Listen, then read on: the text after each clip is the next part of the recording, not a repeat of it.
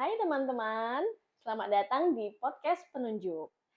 Obrolan inspiratif tentang pasangan yang berusaha untuk menjadi versi terbaik. Nah, stay tune ya, karena setiap episode kita akan membuka perspektif baru tentang hubungan yang sehat dan harmonis. Nah, contohnya hari ini nih, kita akan mengundang pasangan yang jalan ceritanya cukup menarik. Cuman Pak Sunya lagi nggak bisa hadir, jadi hari ini kita ngobrol dulu dengan Ci Franklin. Halo.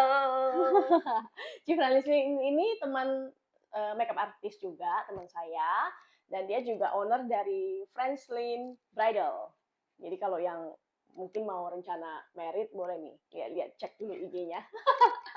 Ya Ci ya. Ya, thank you. Oke, nah hari ini Ci boleh nggak mungkin sharing dulu sedikit cerita Cici dari awal gimana kenal sama Koko, terus akhirnya Cici rasa ini orang yang tepat deh akhirnya memutuskan untuk merit. Oke, kita itu bisa dibilang cinlok karena ada di satu tempat kerja yang sama, cuman beda bagian. Oke. Aku tahu Paksu itu 2 minggu setelah aku kerja, karena waktu itu ada meeting bareng ternyata Oh, gitu. oke. Jadi dikenalin, oh aku sebagai anak baru kan dikenalin, oh ini Pak ada Franslin anak baru gini gini kayak gitu kan.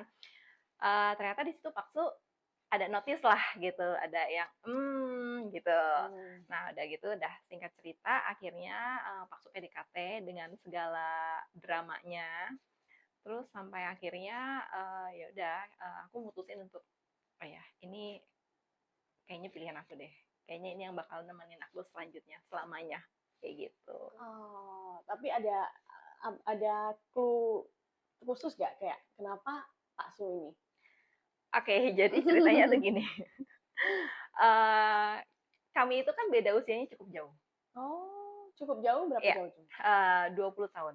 20 tahun. Yes, Wow, kayak lumayan gitu. jauh. Jauh banget sih. Jauh banget itu kan lumayan jauh, jauh Iya, banget kan. oke. Kayak gitu kan. Nah, Terus justru kan biasanya kayak, itu umurnya kan gitu jauh. Terus Cici kok bisa kayak, wow, this is the one lah. sebenarnya nggak nyangka juga sih, Oh, gitu kan. oke. Sebenarnya nggak nyangka juga. Terus kayak, ih apaan sih? Nggak mungkin lah. Maksudnya sih gue mirip sama bapak-bapak ya. Sorry tuh saya gitu maksudnya. Maksudnya gue mirip sama bapak-bapak sama om-om gitu kan. Mm-mm. Bukan kriteria aku juga sebenarnya. Oke. Nah itulah kita nggak pernah tahu ya Mm-mm. jodoh kita kan. Mm-mm. Sampai akhirnya aku juga cerita sama mama aku kan, mah gini gini gini gini. Entah kenapa, mama tuh belum pernah ketemu. Lihat fotonya pun kayak ya udah cuma sekilas gitu kan. Tapi mama tuh langsung, oh ya udah ini oke kok. Terus Wow. aku langsung kayak, hah mah nggak salah mah. Jadi bedanya jauh loh mah. Beda umur sama mama aja cuma beberapa tahun loh mah gitu kan. Gitu kan. Tapi nggak tahu kenapa kayak mama aku Mm. bilang enggak iya ini mama yakin sama yang ini untuk kamu dia bilang gitu. Nah Wow. mama aku itu tipikal orang yang agak susah dalam arti oh iya ini teman aku gini-gini, tapi kalau misalnya untuk ke jenjang yang lebih Serius? serius atau menjalin hubungan, mama aku tuh nggak gampang untuk oh ya mama setuju sama ini, oh kayaknya enggak deh kayak kayak gitulah gitu. Oh, Tapi oke. entah kenapa waktu itu sama pas cerita sama mama, mama tuh oh iya oke kok gitu. Itu Oh, itu itu kayak salah satu kayak clue lah ya ya. itu kayak sign gitu kan kayak Iya. kok si mama gitu. Iya, Terus oke. ya pastinya aku juga bawa dalam doa ya. Hmm. Aku ya berdoa yang ini bener gak sih Tuhan nih jodohnya yang Tuhan kasih kayak gini. Tapi kok bedanya jauh banget. Tapi kok gitu kan banyak tapi koknya Iya, gitu kan. iya. Tapi ya udahlah kita Jalanin. jalanin seperti itu kan. Aku juga tahu di usianya dia pada saat itu juga udah bukan yang cari pacar lagi gitu, tapi lebih Hmm. cari istri gitu. Oh, udah arah serius lah Ya, ya, bukan main-main lagi ya. Oke. betul. Nah, berarti tahun ini masuk usia tahun pernikahan yang keberapa nih, Ci? November besok itu 15 tahun. Wow, udah 15 tahun. Baru Wah. 15. Oh iya, baru-baru. Nah, 15 tahun ini boleh tahu nggak tantangan terbesarnya apa nih dalam pernikahan? Pastinya di awal-awal pernikahan ya, Hmm. karena kan aku sama Paksu itu PDKT-nya tuh sambil bukan PDKT, maksudnya belajar saling mengenal satu sama lain itu kan sambil mempersiapkan pernikahan kita juga gitu kan. Jadi kurang Hmm. lebih itu ya setahun itu. Jadi di setahun itu sambil siapin pernikahan, sambil kita mencoba mengenal satu sama lain gitu kan. Setahun. Iya. Oke. Tahun cukup ya sih ya. Sebenarnya kalau dibilang cukup nggak cukup sampai sekarang pun masih Ada aja terus hal-hal baru ya, masih ada harus aja belajar ya. gitu Ya. kan, ada aja yang bikin dar-der-dor gitu kan. Oke. Nah, terus jadi pastinya di awal-awal pernikahan lah, di awal-awal tahun-tahun pertama, kedua gitu, itu yang bener-bener kayak Krusial ya iya katanya ya. kayak, "Hah? Oh begini ya?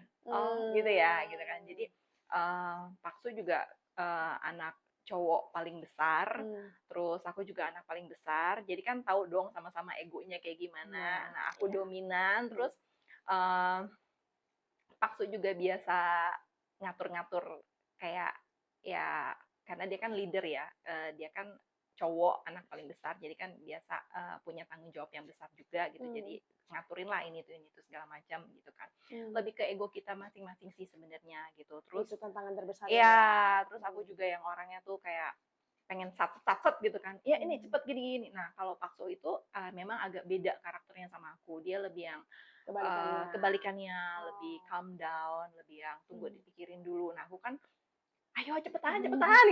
Secara Cici orang lapangan ya. Iya, iya kan lebih kayak gergesan gitu. Ayo Iya. cepetan gitu kan. Jadi kadang aku suka nggak sabaran gitu. Oh, oke. Tapi ada ininya ya, tipsnya nggak? Kan sama-sama egonya besar nih. Dalam arti kan kadang orang bilang satu rumah tuh nggak bisa ada dua singa kan. Jadi kayak, nah gimana nih tips dari kalau pasangan Cifren sama Koko, gimana cara handle-nya, gimana cara manage-nya di awal-awal itu? Oke, balik lagi. Dari awal kita menikah itu kita punya kesepakatan dalam arti oke di pernikahan kita ini kita nggak mau mengandalkan diri kita sendiri masing-masing tapi kita mau mengandalkan Tuhan. Ketika kita mau mengandalkan Tuhan kita balik lagi ke kebetulan kan aku kan Kristen ya jadi aku punya pegangan itu di firman Tuhan di Alkitab itu. Nah di situ tuh memang jelas-jelas tertulis kalau seorang istri itu harus tunduk sama suami gitu. Jadi aku benar-benar kayak Pegang dasar itu ya. dasar itu dan benar-benar kayak neken ego aku gampang nggak nangis berdarah-darah gitu kan. Ya karena memang aku kebiasa dominan juga biasa ngatur gini gitu. Nah ini tuh aku harus nurut sama suami aku tunduk sama suami aku apapun keputusannya sebagai istri ya udah aku sadar diri aku cuman bisa kasih masukan kasih saran tapi balik lagi ketika suami aku ambil keputusannya nggak sesuai dengan keinginan aku, nggak sesuai dengan apa yang aku mau, ya aku harus terima dengan lapang dada gitu. Walaupun ya kadang-kadang, ah kok gitu, enggak lah ini gini dengan pemikiran-pemikiran aku dengan segala excuse aku gitu kan. Tapi ya puji Tuhannya Paksu juga mengerti gitu dalam arti um, apa ya dia juga memahami maksudnya mengerti lah apa yang aku mau apa yang jadi keinginan aku tapi ya sudah kita balik lagi ke dasarnya itu bahwa si suami yang memimpin ya Paksu juga menyampaikan enggak harusnya memang seperti ini begini ya udah akhirnya kita bisa ambil satu kesepakatan gitu. Berarti kesimpulannya harus ada dasar yang kuat dulu ya Ci ya. Kalau misalnya dasarnya nggak kuat, ya itu yang sometimes bisa bikin saling menyalahkan. Benar. Bukan berarti walaupun udah ada dasar kuat kita nggak berantem, nggak ada adu argumentasi segala macam, enggak. Cuman dengan adanya dasar itu kita bisa kayak oh ya nih kayaknya kita udah melenceng deh, kayaknya kita udah harus balik lagi deh ke tracknya kita. Lebih aware ya. Iya gitu. Jadi ada pegangannya kemana kita harus balik gitu. Maksudnya kayak proses itu lama nggak sih Cici? Maksudnya kayak cuma di awal-awal pernikahan atau kayak sampai sekarang pun sebenarnya ya pasti ada momen-momen itu juga. Kalau aku bisa bilang 5 tahun pertama itu agak-agak krusial ya. 5 tahun ya. Berarti yang di orang-orang ngomong tuh kayak 5 tahun itu memang benar adanya ya. Iya, tapi dalam arti gini, di 5 tahun itu lebih sering meledak-ledaknya. Yes. Nah, setelah tahun-tahun berikutnya bukan berarti nggak ada ledakan-ledakan itu. Ada, tapi mungkin nggak sesering di 5 tahun pertama. Jadi kayak aku pun bisa lebih bisa kontrol lah ya. Iya. Kalau misalkan 5 tahun pertama kan kita kayak apa yang ada di pikiran kita langsung kita gitu. Tapi kalau misalnya udah lebih paham 5 tahun itu kan kayak udah marah sih tapi kayak gimana ya nyampeinnya. Iya, lebih kayak bisa ya udah deh nahan diri gitu. Oke, gue nanti dia sampeinnya. Kan kita kan makin lama kan makin ngenalin sifat dari si suami pasangan, ya, iya. oh suami itu berarti kalau pulang kerja nggak bisa nih gue langsung dedededededed kayak gini, nggak bisa nih. Ya udah Hmm, kasih dia makan dulu biar dia santai dulu baru ngomong pelan-pelan kayak gitu. Terus hmm. kalau misalnya kayak ada apapun, belajar untuk enggak langsung nyampein yang dededededed gini, enggak, lebih yang kayak kita istilahnya kalau aku bilang aku nggerutu sendiri aja dalam diri aku gitu loh. Hmm. Aduh ini gini gini gini gini. Jadi kayak lebih plong, nanti pas udah lebih plong jadi baru bisa nyampein, "Pi, kayaknya ini gini deh. Aku nggak bisa kalau gini. Kamu gimana?" Gini gini kayak gitu sih sebenarnya. Karena kalau udah lebih dingin, nyampainya juga lebih enak Lebih ya. enak kayak gitu. Hmm. Tapi oke, Ci, boleh share nggak plus minusnya? Maksudnya Cici punya pasangan yang usianya lumayan jauh ya. Ini plus minusnya apa? Plusnya dulu apa minusnya dulu nih? Ah, kita minus dulu deh, biar endingnya dapat poin ya ntar. Minusnya apa ya? Mungkin gini kali ya. Hmm. Waktu awal-awal pernikahan itu kan aku kan masih muda banget ya, 23 gitu kan. Oh, Itu kan Cici masih 23. ya, itu Hmm. kan masih kayak yang mau Oh, Kak Su eh berarti udah 40 itu. iya betul. Wow, Jadi kan oke. masih mau yang coba ini, coba itu Ya. gitu. Tapi kan di masanya dia tuh udah lewat. Maksudnya dia Hmm. udah melewati itu. Jadi dia kayak mungkin apa sih kayak gitu-gitu gitu Hmm, loh. hmm, hmm. Sedangkan buat aku sendiri kayak ini something new gitu. Gue mau coba gitu kan. Tapi itu minusnya, tapi aku berusaha kasih pengertian gitu, maksudnya ngomong juga ke dia, "Iya kamu kan emang udah lewat masanya, karena kan kamu udah lewat nih usia segini gini," gitu kan. Tapi untungnya dia mau gitu, mau mau Ngertiin. mau ngertiin juga, mau kayak, oh ya udah gitu, nerima lah kayak gitu Hmm. kan, seperti itu sih. Terus kalau misalnya plusnya, Plusnya, nah apa nih? karena bedanya usianya jauh, Hmm. jadi banyak hal-hal baru yang aku bisa dapat dari Paksu. Dalam arti gini, Paksu bisa ngajarin banyak hal yang baru yang sampai oh begitu ya gitu loh. Jadi kayak bisa ada Berasa point of jadi, view-nya dia beda gitu kan. terus kayak berasa jadi ada mentor gitu ya, Cici ya? Iya Oh, betul. oke. Jadi kayak oh ternyata point of view-nya tuh harusnya begini ya gitu. Jadi ngebuka cara Pikiran. pandang aku, cara pikir aku gitu kan. Gitu aja Hmm. sih. Hmm. Terus tapi kayak jadi meminimalisir itu nggak sih drama-drama, maksudnya gimana ya, biasa kadang orang bilang kalau jarak usianya dekat kan kayak egonya gedenya tuh bener-bener lagi hot-hotnya banget gitu loh. Ini kalau jauh mungkin dia yang lebih, mungkin kalau di hubungan Cici siapa yang lebih sering say sorry atau apa? Ada hubungannya nggak kalau jaraknya jauh? Tetap aja ya, Hmm. yang namanya laki-laki Hmm. itu masih punya ego Oke, ya gitu. pasti. Walaupun jaraknya jauh, Hmm. uh, itu gimana ya? Tetap juga aku juga tetap harus neken ego aku gitu. Tetap Hmm. yang kalau dibilang siapa yang lebih sering say sorry gini gini gini, ah nggak seperti itu juga gitu loh. Dia juga nggak yang Lebih gampang untuk legowo gitu juga enggak juga. cuman kayak ya itu balik lagi aku bilang tergantung gimana aku menyampaikannya ke Paksu Hmm. gitu. Walaupun dia yang salah, Hmm. tapi kalau aku nyampein, iya kamu tuh salah, kamu tuh gini, nggak usah berharap dia akan say sorry, gitu. Ah. Tapi ketika dia emang Paksu yang salah, ya kamu salah, harusnya tuh kita tuh begini-begini atau gimana gitu, menyampaikan dengan baik lah, supaya dia juga dapet nih, oh iya ternyata salahnya gue tuh di A, B, C gitu kan.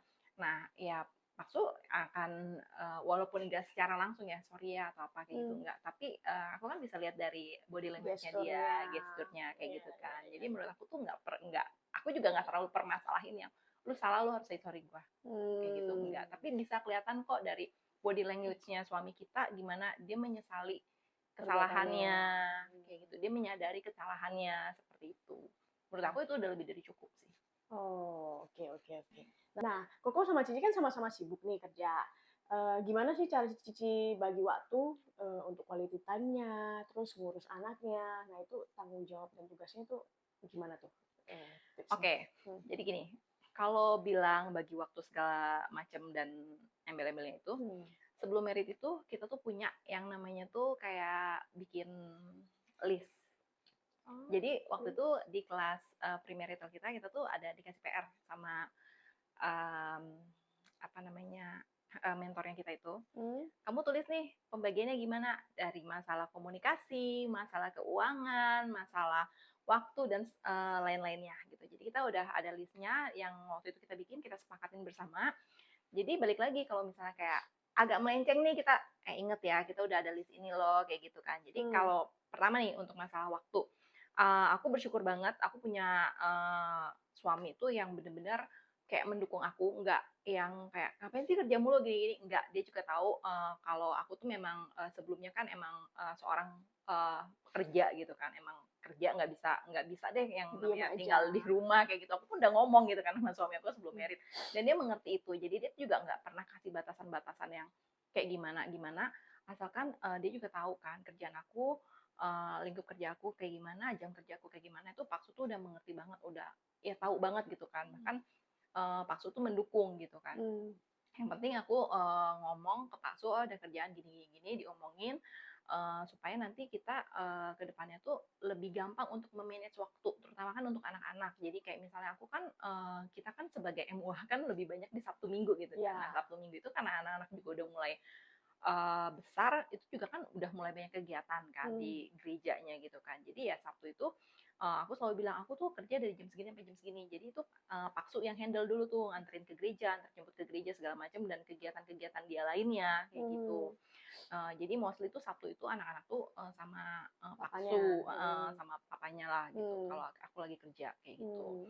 Terus kayak misalnya aku ada kegiatan-kegiatan apapun juga, kerjaan-kerjaan yang misalnya hari biasa gitu kan, terus sampai nggak sempet nih masak untuk makan malam, Pak Su juga nggak pernah permasalahin itu gitu loh. Nggak nuntut lah yang kayak gitu. Jadi kayak oh ya udah nanti pesen makan aja atau apa kayak gitu kan. Jadi ya saling mengerti. Ya. Kemudian kalau apa? Weekdays berarti mostly Cici yang ini antar jemput sekolah atau apa? Ya, kayak gitu. Terus kita juga ada komit sih, maksudnya meskipun kita sudah menikah dan kita udah punya anak, kita tetap harus punya waktu khusus, waktu pacaran lah istilahnya, cuman kita berdua gitu, kayak gitu. Jadi selama 15 tahun ini tetap dijalani dulu? Tetap, jadi kayak misalnya, ya walaupun kadang suka bolong-bolong ya, gitu kan. Jadi sebulan sekali itu kita tuh kayak emang udah komit gitu kan, kita harus pergi nih.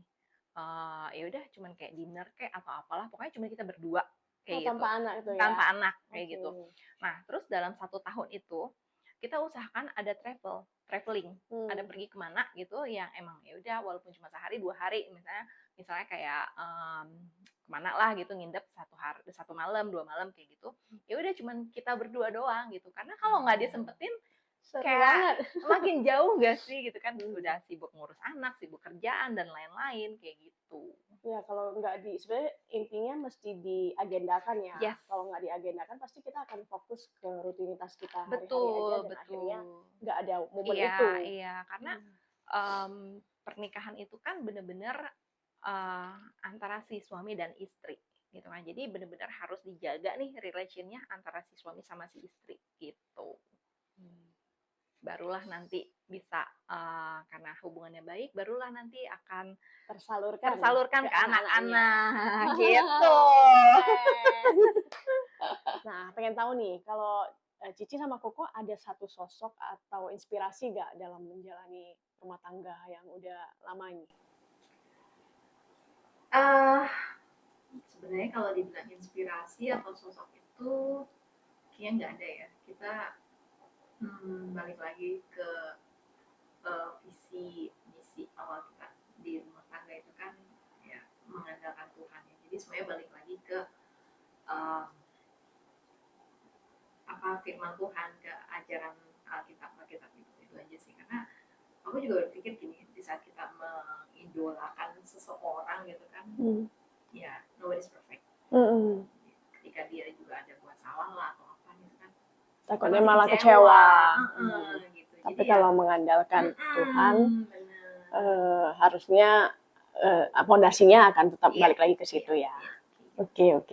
Cici ada nggak kayak ada words advice yang Cici dapat sebelum merit?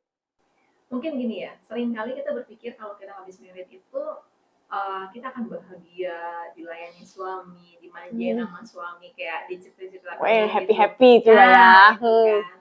Nah kita tuh kayak sebenarnya harus merubah mindset, cara pandang itu, karena ketika kita memasuki dunia pernikahan itu kan 2 orang menjadi satu gitu kan.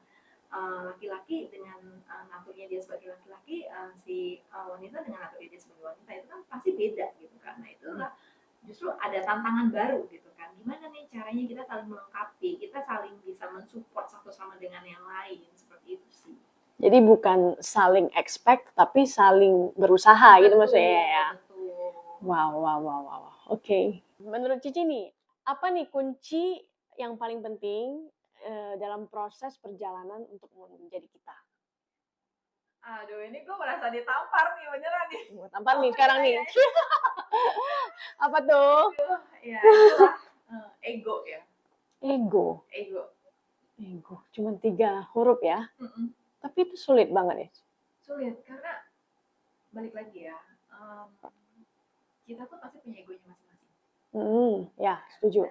Cewek cowok itu kan secara natur kan memang berbeda kan. Tapi gimana kita bisa yang satu mengikis egonya, satu juga mengikis egonya untuk bisa ke satu tujuan yang sama. Ambil jalan tengahnya gitu ya. Iya, untuk saling mengisi kelebihan dan kekurangan masing-masing sama memaafkan sih. Wow. Karena kita kan pasti nggak lepas dari kesalahan dan ya mungkin menurut kita apa sih cuma gitu doang gitu, tapi mungkin melukai pasangan kita. Jadi ya harus berbesar hati juga. Wow. Oke, teman-teman udah dapat ya. Kuncinya adalah ego dan bisa memaafkan. Oke, thank you so much loh Ci udah hadir ke acara podcast ini. Ini obrolan seru kita tutup dulu sampai di sini. Nah, kalau balik lagi ini based on experience Ci Friends dan pasangannya. Jadi kalau misalnya teman-teman mungkin ada experience lain yang menurut teman-teman kurang setuju atau apa, it's okay, ambil aja yang baik dan singkirkan yang kurang baik. Oke teman-teman, jangan lupa follow dan share ke teman-teman yang lain supaya makin banyak yang percaya true love is real but need mutual effort. Oke, kalau kalian punya cerita menarik atau mungkin pengen ada topik yang dibahas untuk next episode, jangan lupa kirim ke DM kita ya, penunjuk ID. Bye-bye guys. Thank you, Ci. Bye.